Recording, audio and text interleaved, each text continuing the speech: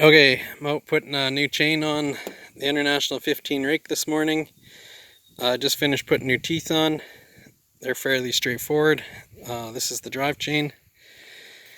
So I couldn't find International teeth in town. I think they've probably long been discontinued. I wasn't about to go to Case to try and order a bunch in. So I bought New Holland teeth.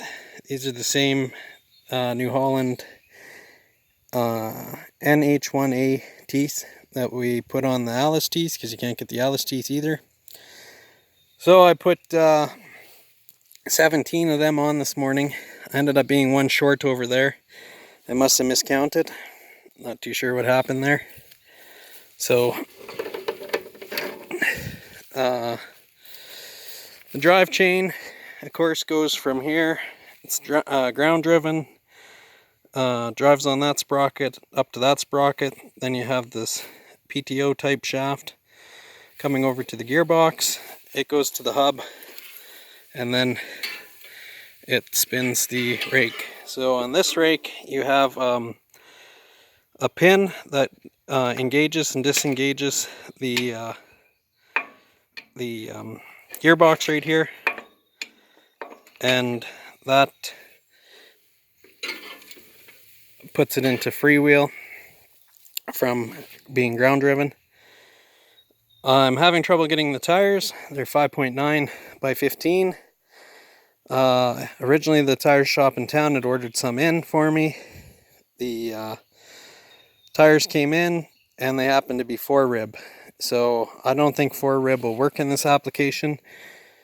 We've tried with the other one before to use a normal car tire, and if the ground is wet and the rake is raking thick, wetter hay, like because it got rained on or something, it just pulls it across the ground. So trying to get power implement tires that should be on here.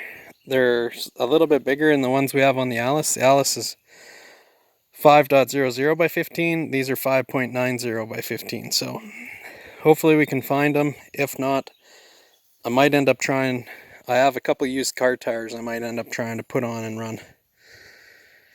So anyways, we obviously put a little bit more money into this rake than I wanted to. I wanted to try and run it for a little bit just to make sure there was nothing else too serious going on with it.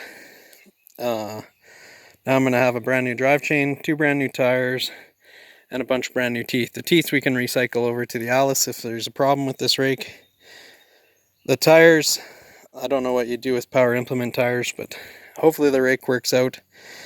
The one tire blew right away when we went to drive it home, so we took the tire off of the drill mover and put it on here, and then when I was just about all the way here, the other tire blew.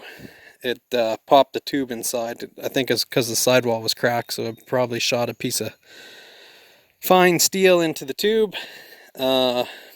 So that's how it goes. It looks like it's gonna work out, so just got a tire over there.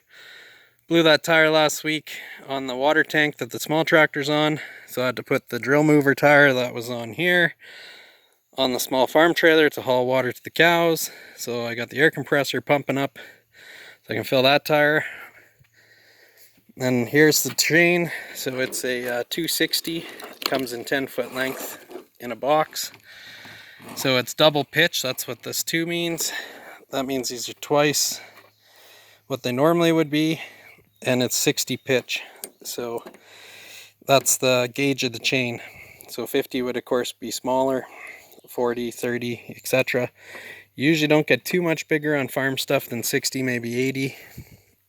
And so I got the old chain right here.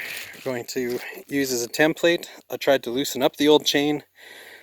I soaked it in oil, but unfortunately it's rusted pretty solid. Some places loosened up, others haven't. So for the price of the chain, I just got a chain. Use this one as a measuring tape, cut this one to length, put it on there, and then hopefully all I gotta do is wait for the tires that are hopefully coming in this week. Okay, there we are with the new chain on. Had to fight with it a little bit, like all new chain, because it's stiff. This is the old hardwood block they used for a tensioner back in the day. I'm gonna probably get a piece of plastic or something and put it in there, because this is cracked and it's pretty spongy from all the rain. So pretty simplistic, just goes straight up and down. Tensioner, just grind off the side of one of the links, grind it flush. I was having some problem with it, so I just ended up cutting it right there, pound the pin back through, and that's how you get your chain to whatever length you need.